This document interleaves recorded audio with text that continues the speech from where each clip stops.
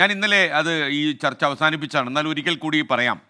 അതായത് ഈ വയനാട് ദുരന്തവുമായി ബന്ധപ്പെട്ട എസ്റ്റിമേറ്റിൻ്റെ കാര്യത്തിൽ വന്ന ആശയക്കുഴപ്പം അത് ചെലവാണെന്ന രീതിയിൽ വാർത്ത വന്നിരുന്നു.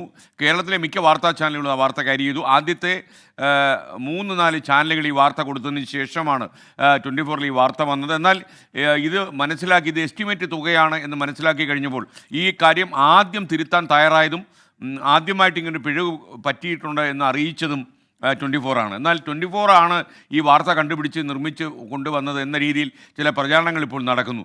പക്ഷേ പ്രതിപക്ഷ നേതാവ് വി.ഡി. സതീശൻ ഇന്നലെ പറഞ്ഞതുപോലെ, അതുപോലെ ഇന്നലെ വൈകുന്നേരം വിജയരാഘവൻ CPM നേതാവ് പറഞ്ഞതുപോലെ, ഈ വിവാദം നമ്മുടെ കേന്ദ്രവിഹിതത്തെ ബാധിക്കാൻ പാടില്ല, അതുകൊണ്ട് ഈ വിവാദം ഇവിടെ അവസാനിപ്പിക്കണം എന്ന രീതിയിൽ ഒരു കാര്യം ഞാൻ ഇന്നലെ പറഞ്ഞിരുന്നു. കാര്യം ഈ വിവാദം നമുക്ക് ചിലപ്പോൾ ഈ വയനാട് ദുരന്തത്തിന് കിട്ടാനുള്ള കേന്ദ്രവിഹിതം കുറഞ്ഞു പോകാനൊക്കെ സാധ്യതയുണ്ടെന്ന് മുഖ്യമന്ത്രി പറയുന്ന സാഹചര്യത്തിൽ ഈ വിവാദം നമ്മൾ അവസാനിപ്പിക്കുകയും ഇനിയും നമുക്ക് സമയം കിട്ടും ഈ വിവാദം വീണ്ടും കൊണ്ടുവരാനും, അതല്ലെങ്കിൽ ഈ ചെലവിൻ്റെ കൂടുതൽ വിശദാംശങ്ങൾ, അല്ലെങ്കിൽ വരവിൻ്റെ കൂടുതൽ വിശദാംശങ്ങൾ, അതല്ലെങ്കിൽ മറ്റു വിശദാംശങ്ങൾ ഈ ദുരിതാശ്വാസ ഫണ്ട് അങ്ങനെ ഉപയോഗിച്ച് ഈ വിശദാംശങ്ങളെല്ലാം നമുക്ക് ചോദ്യം ചെയ്യാനുള്ള അവസരം കിട്ടും. അതുകൊണ്ട് ഈ വയനാടിൻ്റെ നന്മയെ കരുതി, കേരളത്തിൻ്റെ നന്മയെ കരുതി ഈ വിവാദം എത്രയും പെട്ടെന്ന് അവസാനിപ്പിക്കണം. ഒരിക്കൽ കൂടി ഞാൻ പറയുന്നു, ഈ വിവാദം അല്ലെങ്കിൽ ഈ വാർത്ത ആദ്യമായിട്ട് കൊണ്ടുവന്ന ചാനൽ 24 അല്ല.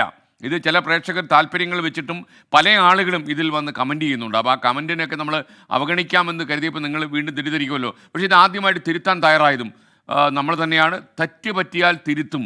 നമുക്ക് എന്തെല്ലാം ചെയ്യാൻ പറ്റും അതെല്ലാം ചെയ്യും. കാരണം അതുകൊണ്ട് തന്നെ ഈ വിവാദം നമ്മുടെ കേരളത്തിൻ്റെ താല്പര്യത്തെ കരുതി മലയാളി സമൂഹം അവസാനിപ്പിക്കണം എന്നാണ് എനിക്ക് പറയാനുള്ളത്.